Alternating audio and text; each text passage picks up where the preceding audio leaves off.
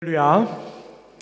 참 좋으신 주님의 자비와 은혜와 평강이 온 교우들의 삶과 마음 가운데 임하기를 간절히 원합니다.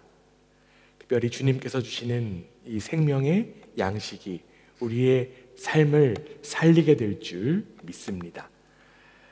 여러분, 지난 한 주간 평안하셨습니까? 잘 지내셨나요? 저는 여러분들 잘 아시다시피 지난 한 주간 유럽 지방의 지방회를 참석하느라 프랑크푸르트를 다녀왔습니다. 이전 같았으면 비행기를 타고 갔을 텐데 여전히 지속되는 그 바이러스로 인하여서 차를 이용해서 먼 길을 다녀오게 되었습니다. 같은 유럽에서 사역하는 목회자들을 만나고 함께 교제하며 회의하는 일들, 사실 코로나 이전에는 너무나도 당연한 일들이었지만 지난 2년 동안은 불가능했기 때문에 어쩌면 그 모임이 반갑기도 했고 또한 조심스럽기도 한 그런 시간들이었습니다. 지난 2년 동안 목회자들이 온라인으로는 계속적으로 만남들이 있었어요. 그러나 온라인이라고 하는 플랫폼의 한계는 우리에게 대면의 필요성을 더욱더 부각시키기도 했습니다. 제가 이번에 참석한 그 지방회뿐만 아니라 수많은 사람들의 모임을 보면 사람들은 끈질기게 무리에 속하기를 원하는 것만 같습니다. 코로나19로 나타난 인간의 흥미로운 점 가운데 하나는 직접적인 그 대면 소통이 어려움 속에서도 인간은 끈질기게 자신의 무리에 속하고자 한다는 것입니다. 바이러스라고 하는 어려움과 먼 길을 오가는 그 힘듦이 있지만 저를 비롯해서 많은 사람들은 왜 이렇게 모이는 것에 열중을 내는 것일까요? 도대체 무리라고 하는 것은 어떤 힘이 있기 때문에 사람들은 그렇게 모이는 것에 열심을 내는 것일까요? 오늘 우리가 함께 읽은 성경 본문에 따르면요, 무리에 대한 이야기가 나와요. 오늘 우리가 읽은 말씀 본문 1절, 2절을 함께 한번 봤으면 좋겠습니다. 이렇게 되어 있어요. 그 후에 예수께서 디베랴 갈릴리 바다 건너편으로 가심에 큰 무리가 따르니 이는 병자들에게 행하시는 표적을 보았음이로라. 아멘. 큰 무리가 나오죠. 그리고 큰 무리가 누구를 따르고 있습니까? 바로 예수님을 따르고 있습니다. 오늘 우리가 함께 읽은 본문 바로 앞장인 그 5장에 따르면 예수님은 38년 된 병자를 고치신 그러한 장면을 확인할 수 있습니다. 또한 5장에서는요, 예수님은 자신이 바로 하나님의 아들이다라고 하는 사실을 사람들에게, 무리들에게 밝히셨습니다. 이에 수많은 사람들은 예수님을 따르게 되었어요. 무리들은 예수님께서 신비한 능력을 가지고 있다라고 하는 사실을 알게 되었고, 예수가 병자들뿐만 아니라 자신들까지도 살릴 수 있다라고 하는 것을 믿었습니다. 이렇게 큰 무리는요, 예수님을 따르게 되었습니다. 큰 무리가 예수님을 따르는 장면을 보고 혹자는 흐뭇하게 느끼시는 분들도 계실지 모르겠습니다. 그리고 지금도 예수님을 따르는 큰 무리가 있으면 참 좋겠다라고 생각하는 분들도 계실지 모르겠습니다. 그러나 성경에 나온 큰 무리라고 하는 이 표현은요, 긍정적인 의미라기보다는 부정적인 의미에 더욱 가까운 표현입니다. 여기에 무리라고 표현된 그 헬라어는 오클로스인데, 이 오클로스라고 하는 단어는요, 귀속할 곳이 없는 그 무리들을 일컫는 단어입니다. 그래서 그 무리는 오합지졸의 사람들을 가리키는 표현이라고 해요. 이 무리들은 삶의 뿌리가 뽑힌 사람들이었고 마음을 둘 곳조차 없는 그런 사람들이었습니다. 그런데 흥미로운 점은요, 예수님의 행적을 기록한 그 사복음서에 따르면 이 사복음서에는 무리라고 하는 표현, 이 오클로스라고 하는 표현이 상당히 많이 나온다라고 하는 사실입니다. 그리고 그 무리가 결국에 나중에 어떤 일들을 만들어냅니까? 그 무리는 결국 예수님을 죽이는 일에 일조를 하게 됩니다. 마가복음 15장 15절에는 이렇게 되어 있어요. 빌라도가 무리에게 만족을 주고자 하여 바라바는 놓아주고 예수는 채찍질하고 십자가에 못 박히게 넘겨주니라. 예수님을 따라다니던 그 큰 무리는 결국 예수님을 죽이는 무리가 되었던 것이죠. 이 무리라고 하는 표현을요, 한자어로 쓰면 무엇이 될까요? 한자어로 사용하면 군중이라고 하는 단어로 바꿀 수 있습니다. 프랑스의 사회심리학자인 이 구스타프 르봉이라고 하는 사람은요, 군중심리학이라고 하는 책을 집필했어요. 그는 군중심리학을 통하여서 군중에 대하여 이렇게 이야기합니다. 군중 속의 개인과 단독의 개인은 완전히 다른 특성을 띈다. 단독의 개인은 개성을 유지하지만 군중이 된 개인의 개성은 소멸되고 소속된 인간 집단의 영향을 강하게 받는다. 그러한 군중의 특성은 쉽게 흥분하고 무책임해지며 자주 난폭해질 수 있다. 군중은 비성적이어서 인간성을 무시하는 그러한 상황들이 쉽게 발생할 수 있고, 결국 이 군중의 모습들의 결과, 우리 역사 속에서 어떠한 모습이 있었습니까?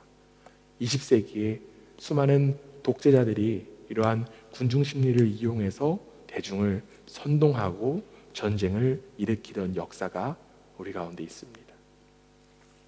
저는 그라치를 방문하는 그런 손님들을 꼭 데려가는 한 장소가 있습니다. 어딜까요?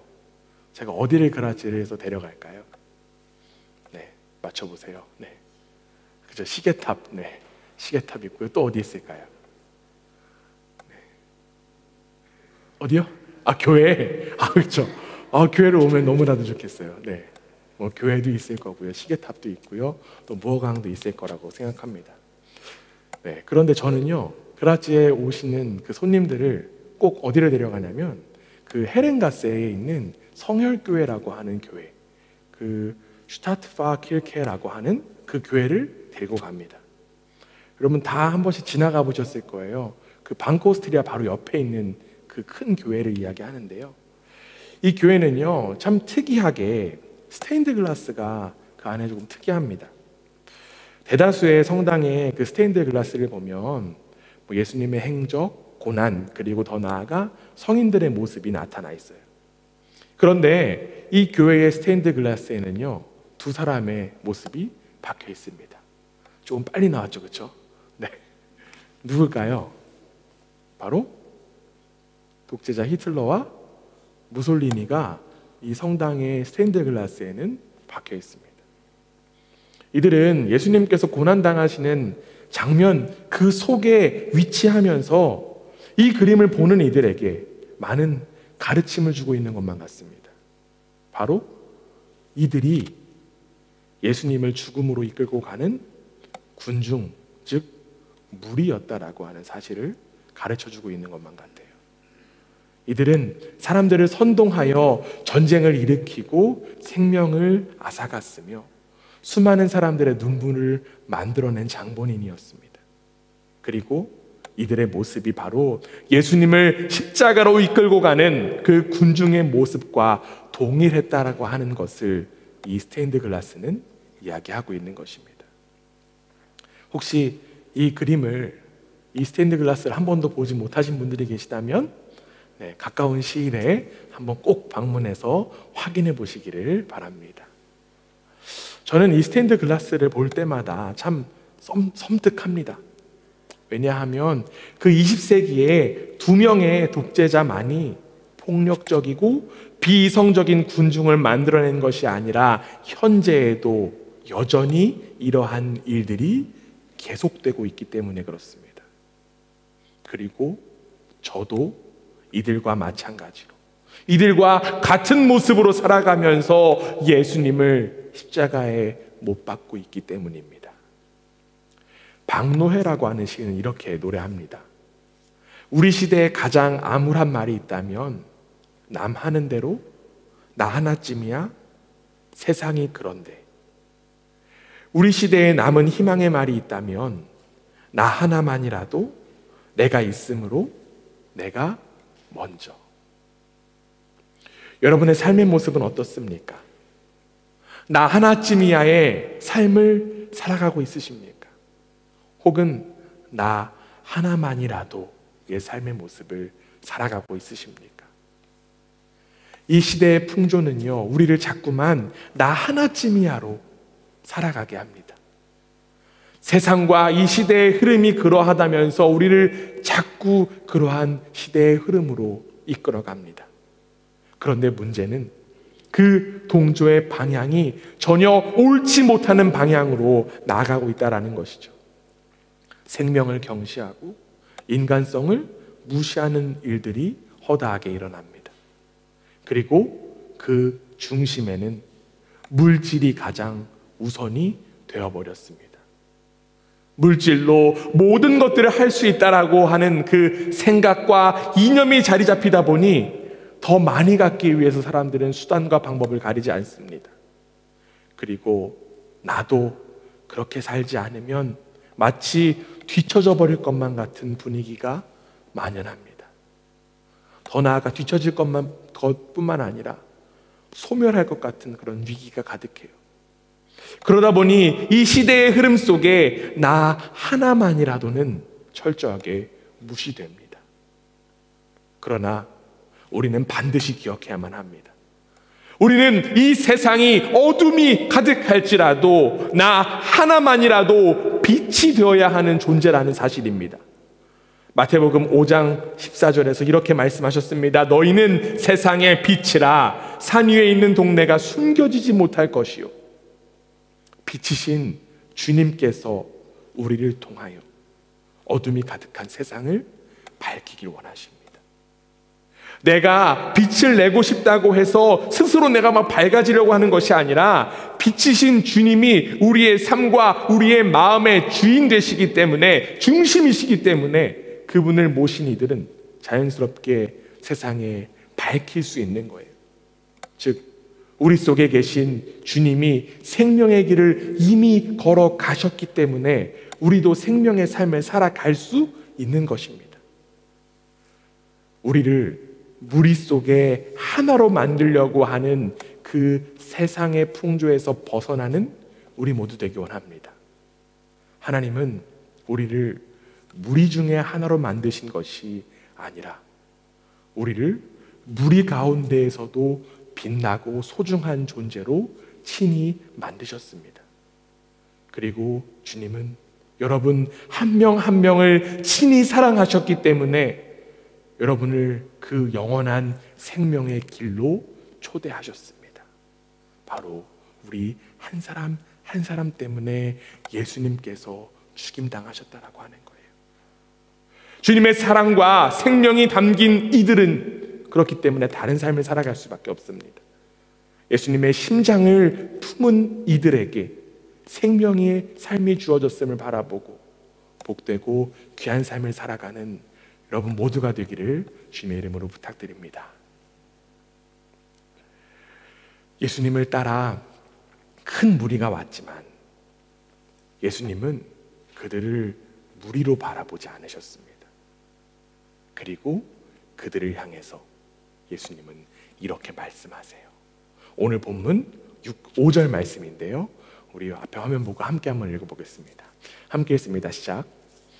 예수께서 눈을 들어 큰 무리가 자기에게로 오는 것을 보시고 빌립에게 이르되 우리가 어디서 떡을 사서 이 사람들을 먹이겠느냐 하시니, 예수님은 눈으로는 큰 무리를 보셨지만 그들이 단순히 무리가 아니라 생명이 필요한 이들임을 바라보셨습니다.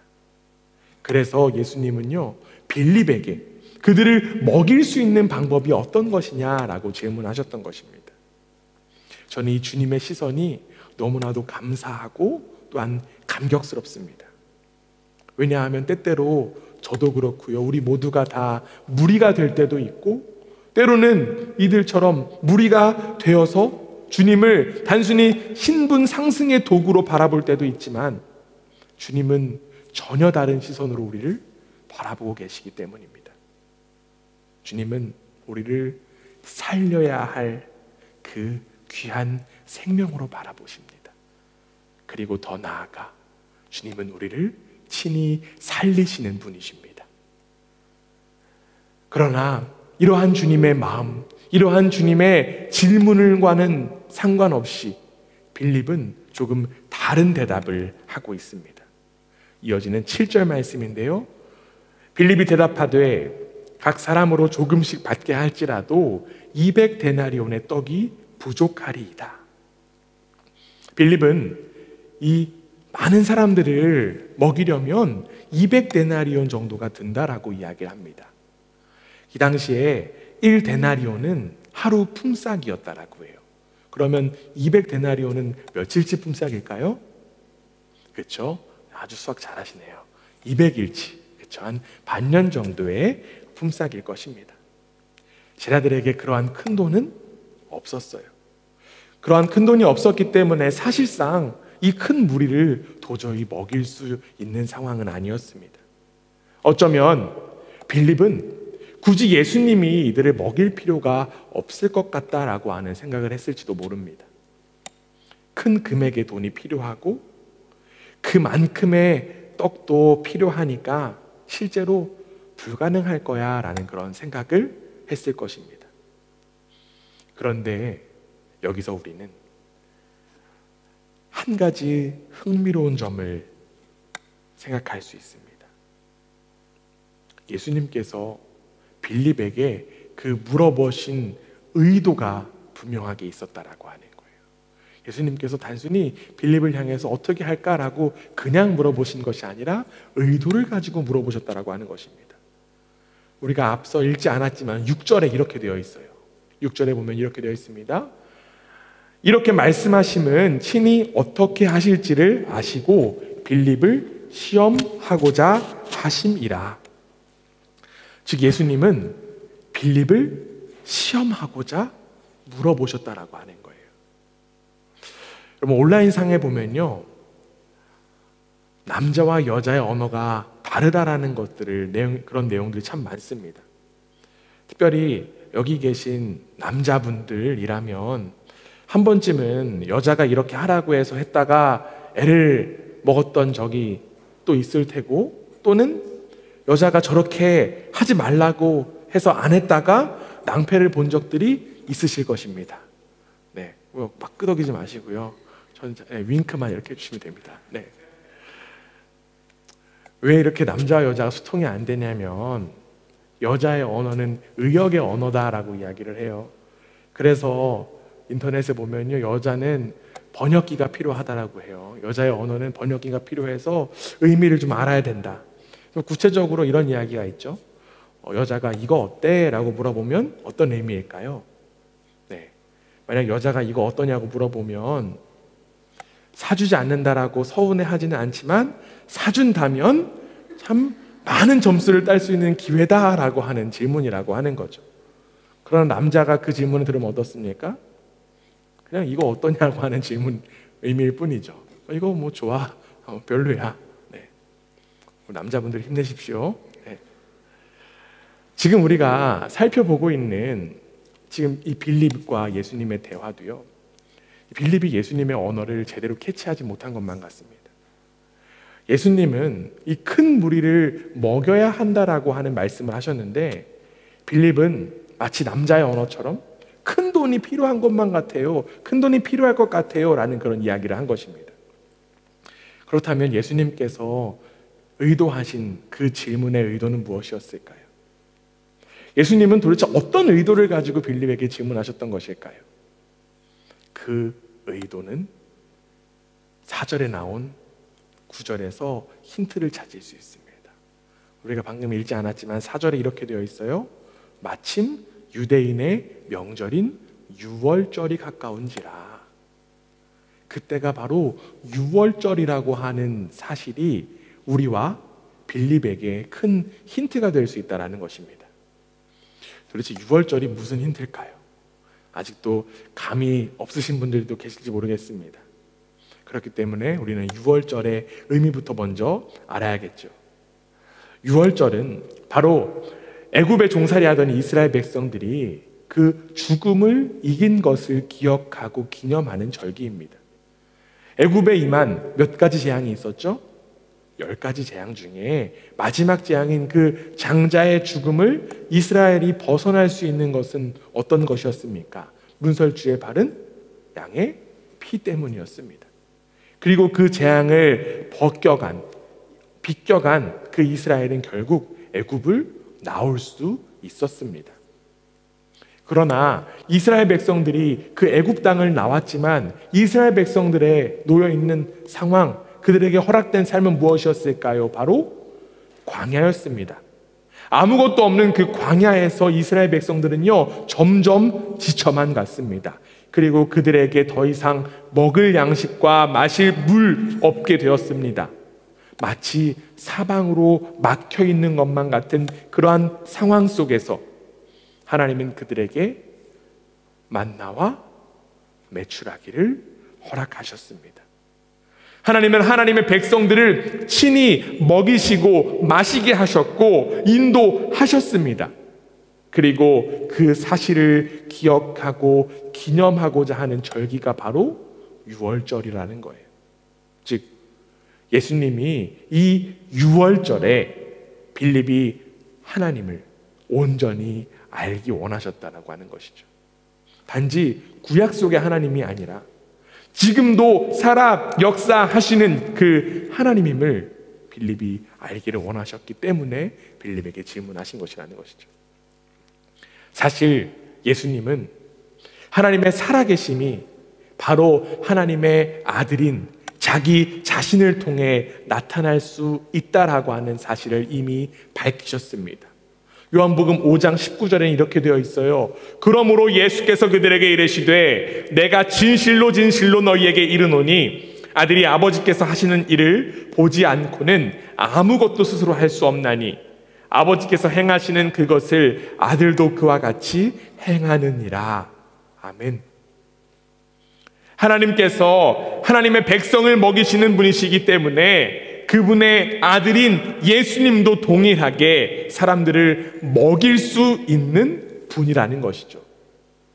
예수님은 그 사실을 빌립이 깨닫기 원하셨고 그 기대를 가지고 물어보셨던 것입니다. 그러나 빌립의 대답 속에 하나님은 보이지 않았습니다. 지극히 현실적이고 계산적인 그러한 대답을 한 것입니다. 그런데 여러분, 이 빌립의 대답 어딘가 너무나도 익숙하지는 않습니까? 예수님을 따라 인생을 던졌다고 하지만 예수님을 제대로 바라보지 못하고 있는 이 빌립처럼 우리도 우리가 믿고 있는 주님이 누구인지 제대로 모르고 있지는 않습니까? 여전히 세상의 계산법과 세상의 가치로 인하여서 걱정과 근심과 염려만 가득한 모습이라면 이러한 모습은 불신앙의 모습일 뿐입니다. 조금 더 강하게 이야기하면요, 이러한 걱정과 염려와 근심은 하나님을 하나님으로 인정하지 못하는 태도일 뿐입니다. 주님은 지금도 여러분에게 묻고 계십니다. 눈앞에 놓여있는 이 힘들고 어려운 상황, 현실을 너는 어떻게 극복해야 하겠니? 그 질문에 여러분은 어떤 대답하고 계십니까? 어떤 발걸음을 걸어가고 계십니까? 내 인생의 주인이신 하나님께 온전히 맡깁니다 라고 하는 그 믿음의 고백을 드리는 우리 모두가 되기를 원합니다. 우둔한 우리의 지식과 우둔한 우리의 계산만 머무르다 보니 우리 속에는 한숨만 나올 뿐이에요. 이제는 우리가 믿음의 눈을 들어서 하나님의 그 살아계심과 일하심을 바라보는 우리 모두가 되기를 주님의 이름으로 간절히 부탁드립니다. 이제 제자 안드레는 예수님께 이렇게 말씀드려요. 이어지는 9절 말씀인데요, 우리 함께 한번 읽어보겠습니다. 함께 읽습니다. 여기 한 아이가 있어 보리떡 5개와 물고기 2마리를 가지고 있나이다. 그러나 그것이 이 많은 사람에게 얼마나 되겠사옵나이까. 한 소년이 보리떡 5개와 물고기 2마리를 가지고 있다라고 합니다. 그런데 그 양이 너무 적어서 이 수많은 무리가 먹을 수 없다라는 그런 이야기까지 덧붙입니다. 그러나 우리는 이제 앞으로 어떻게 될 것인지 너무나도 잘 알고 있습니다. 이 보리떡 5개와 물고기 2마리가 5,000명을 배불리 먹이고 12바구니까지 남았다는 사실 여러분들 잘 알고 계실 것입니다. 그런데 여러분, 그 기적, 그 오병이어의 기적의 시작점이 어디입니까? 제자들은 불가능만을 이야기했어요. 그들의 계산법으로 도저히 불가능하다라고 이야기했지만 오히려 이 한 아이는 가능성을 나타냈습니다. 아이는 내려놓음과 나눔이 있었기 때문에 오병이어의 기적이 나타날 수 있었던 것입니다. 어쩌면 문제의 크기에 비하면 이 아이의 물고기와 보리떡은 아주 보잘것없는 것입니다. 그러나 이 아이는 내려놓았습니다. 자신에게 허락된 아주 작은 그 가능성을 주님께 내려놓은 것입니다. 여러분, 이것이 바로 믿음입니다. 그 무리 가운데 진정한 그 사람, 한 사람이 바로 이 아이였던 것입니다. 그리고 이 한 아이, 이 한 사람으로 인하여서 그 큰 무리는 이제 사람으로 바뀌게 되는 변화가 일어납니다. 오늘 본문 10절 말씀인데요, 우리 함께 한번 읽어보겠습니다. 함께 읽습니다. 시작. 예수께서 이르시되 이 사람들로 앉게 하라 하시니 그곳에 잔디가 많은지라 사람들이 앉으니 수가 5,000명쯤 되더라. 아멘. 예수님을 따라온 이들을 성경은 지금 무리라고 기록하고 있지 않죠. 뭐라고 기록합니까? 사람이라고 기록하고 있습니다. 예수님은 그들을 가리켜 무리라고 말씀하시는 것이 아니라 사람들이라고 말씀하셨습니다. 사실 이전까지 이들은 군중일 뿐이었습니다. 자신의 의견이나 감정은 전혀 상관없는 무리에 불과한 사람들이었습니다. 그래서 그들은 군중 심리에 이끌려서 예수님을 진정으로 바라보지 못했습니다.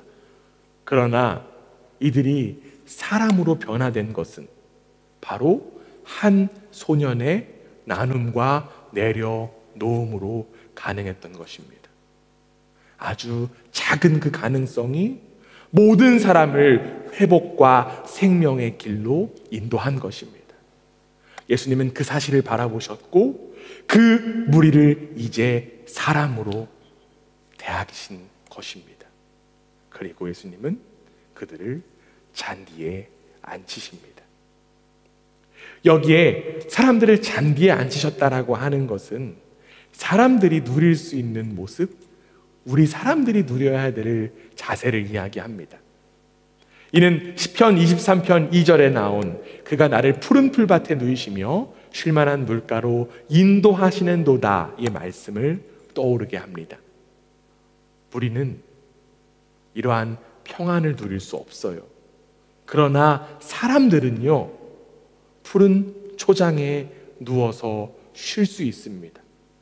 왜냐하면 그 사람들을 주님께서 초대하셨기 때문입니다.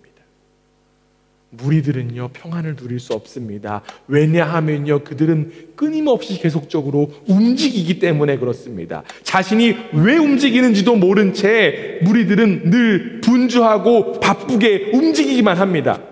그러나 주님은 사람들을 그 잔디에 앉히셨습니다. 그리고 이제 그들을 먹이십니다.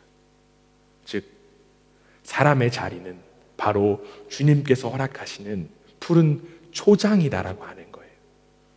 그리고 바로 저와 여러분이 앉아 있어야 될 자리가 바로 그 잔디이고, 그 자리에 앉아 있는 우리는 주님의 말씀에 귀를 기울여야만 한다는 것입니다.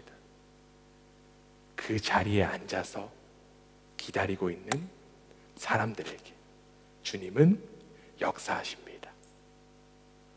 무리 중에 있던 그 한 사람의 모습이 온 무리를 바꿀 수 있었습니다. 그리고 그들을 무리로 보지 않으시고 사람으로, 또한 생명으로 대하시는 우리 주님이 지금도 살아계십니다. 바로 여러분이 지금 이 자리에 있음으로 이 땅이 변화될 줄 믿습니다. 수많은 무리가 필요한 것이 아닙니다. 바로 한 사람이 필요합니다. 그 한 사람이 바로 저와 여러분이 되기를 원합니다. 20세기에 이 군중이 광기를 나타내며 많은 사람들을 죽음으로 이끌고 갈 때, 우리가 잘 알고 있는 디트리 보네포 목사님은 한 사람이 되어 생명과 평화의 길을 걸어갔습니다. 마치 보리떡 5개와 물고기 2마리를 내려놓은 그 아이처럼 자신의 삶을 내 던진 것입니다. 그리고 그 길을 이미 걸어가신 분이 계시는데, 바로 그분은 참 사람의 몸으로 이 땅 가운데 오신 예수 그리스도십니다. 무리 속에서 주님은 살아계셔서 참 사람의 길을 친히 밝혀주셨습니다. 그리고 이제 우리가 바로 그 모습 닮아 참 사람의 삶을 살아갈 차례입니다. 무엇이 선이고 무엇이 악인지 분별하기 어려운 이 시대와 무리 속에 우리는 예수님 모습 닮아서 참 사람의 삶을 살아가는 삶을 살아야만 합니다. 그 삶이 바로 이 땅과 이 시대의 희망이 될 줄 믿습니다. 여러분, 한 명 한 명을 통하여 수많은 무리가 생명의 사람으로 변화되는 진정한 기적이 나타나기를 소망합니다. 그리고 그 참 사람의 삶을 성령 하나님께서 반드시 함께 하실 것을 믿습니다. 아멘.